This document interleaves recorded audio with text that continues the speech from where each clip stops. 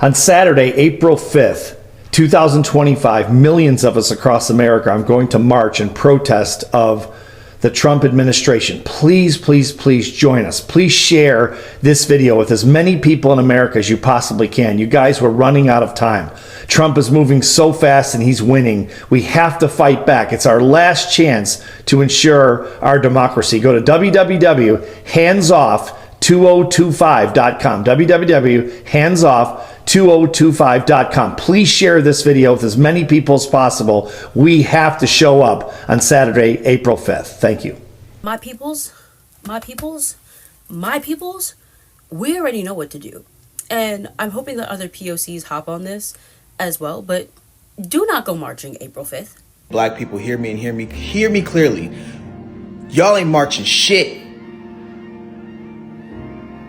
Stay the hell home, bruh. Black people. No, we already had this conversation. Don't you take your tail and go march nowhere.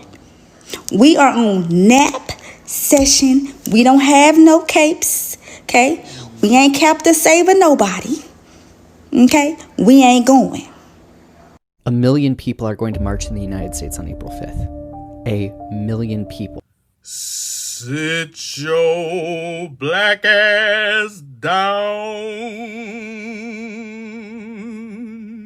So white protesters are calling on black people to join the fight, but the response from many black communities has been a firm no. The reason black people have fought for justice throughout history and they are tired. Many are saying we've done enough. This time, white America can fight for itself. And honestly, this response has sparked a lot of discussion. Some white people agree with black folks, saying it's true, black and brown people have always been the ones fighting oppression, while most white people stayed silent.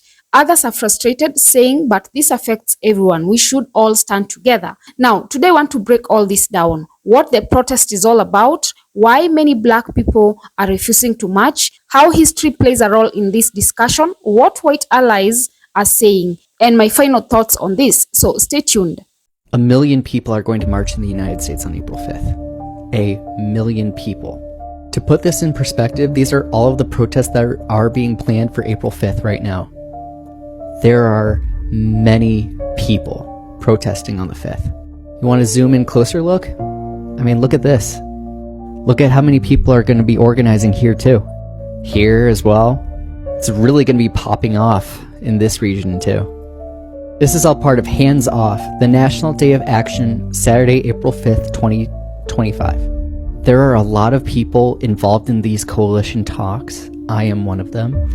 We in Cincinnati are going to be having our rally then from 11 to 1 p.m. And this is just Cincinnati. Take the day off, cancel your plans. We need you and your voice and your signs and your friends and your family April 5th at your state capitol. April 5th. This is not a, I don't know if I can go. This is a make it happen.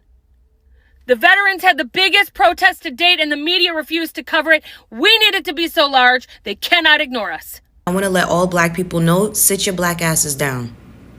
You're not moving. You're not going nowhere. This is not our fight. Let 1 million of their people go out there and let's see how law enforcement handles them, okay? You all sit your black asses down. This is not our fight. They had the chance to align themselves with us back in November. They made their choice. They voted for how they wanted to vote for. So let them go and march. Let them go and protest. Let them go and rally. Let them go shed their blood, sweat, and tears. You stay your black asses inside, okay? Thank you. Y'all want to march April 5th, but y'all didn't want to be there when you could have voted back in November? What is wrong with y'all? Marches don't do... It is not the 1960s. Things are different. It is not. I need someone to invite me to the house that ain't going to this, and y'all know who you are. Y'all had your chance in November, but you chose not to do the thing. You chose not to pay attention to who the hell you're voting for. You chose not to listen, and yet here we are.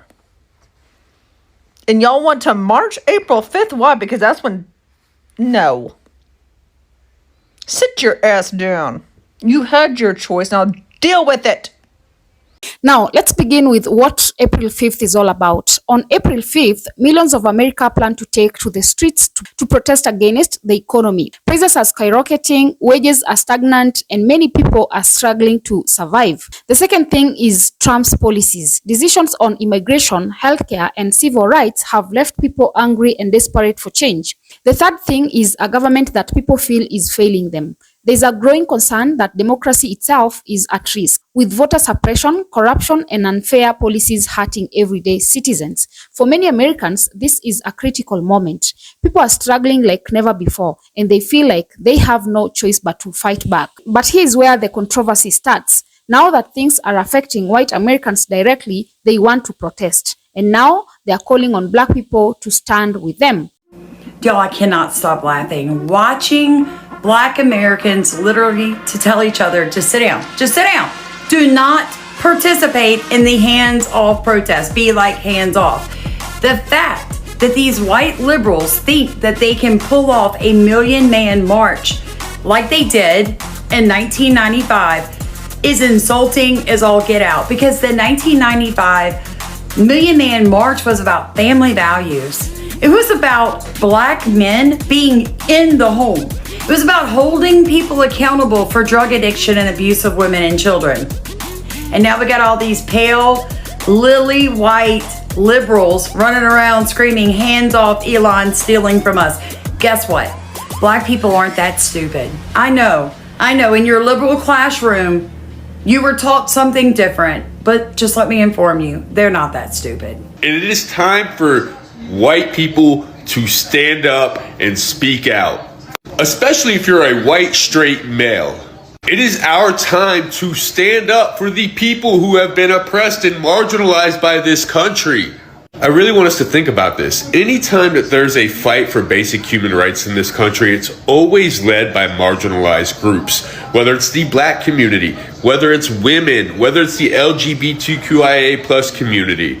When are white men going to stand up for basic human rights in this country? When are white men going to start calling out other white men who love to exploit people in this country? So if you're not already in the game, get in the game, lace up your boots. Black people need some rest and reparations. It's time for us to fight.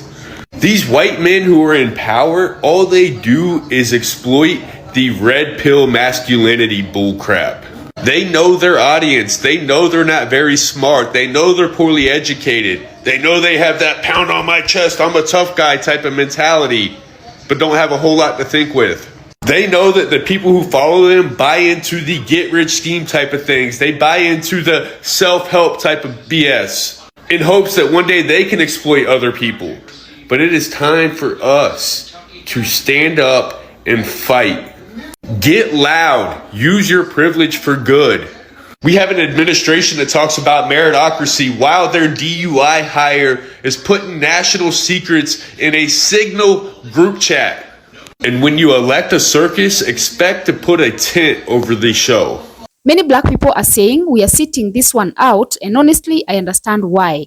Historically, black Americans have always been the first to fight against injustice. Let's break it down. The civil rights movement, black people led that fight. The Black Lives Matter, black people risked everything. The push for equal voting rights, fair policies, and racial equality. Black people have always been on the front lines. But let's be real, when black people needed mass support, where was white America? When police were unaliving unarmed black people, where was this energy? When Black Lives Matter activists were being arrested, who was standing with them? When systemic racism kept black communities struggling, who fought for change? For years, black Americans have seen many white people ignore their struggles. Now that white America is feeling the pressure, they suddenly want black people to join their fight. Many black people are saying, we've been fighting for generations, now it's your turn. What's interesting is that some white people actually agree with this stance. They're saying things like, black people have carried this movement for too long. This time, white people need to step up. They acknowledge that black people have sacrificed too much already. White America hasn't done enough past struggles. This time, white people should lead the charge. Some are even calling out their own communities, saying, we always expect black people to fight for justice, but when they need support, we disappear. This is a powerful statement because it's true. Look at the George Floyd protest. Black people were in the streets risking their lives. Meanwhile, many white Americans stayed home, silent, or even complained about the protest. Now that they're struggling, they want black people to show up. That is where the frustration is coming from. Let's talk about history for a second. Black people have never had the luxury of sitting back when injustice happened. From slavery and segregation, Jim Crow laws, the war on drugs and mass incarceration, police brutality and systemic racism, every single time, black Americans had to be the ones fighting for change. And what happens when black folks fight? They get arrested, they get unalived, they get demonized in the media. But when white people protest, the police don't treat them the same way. The media calls it a movement. There are fewer consequences. This is why many black people are tired of being used when it's convenient. Well, to be fair, not all black people are against joining the protest. Some argue that this isn't just about white people. The economy affects everyone. They believe that if Americans' economy crashes, black and brown communities will suffer the most. If democracy is weakened, marginalized groups will feel the impact first. This isn't just a white people problem, it's an American problem. And I get this perspective too. At the end of the day, the policies affect everyone, not just white America. But the frustration from black people isn't just about whether these issues matter. It's about who always has to take the lead in the fight.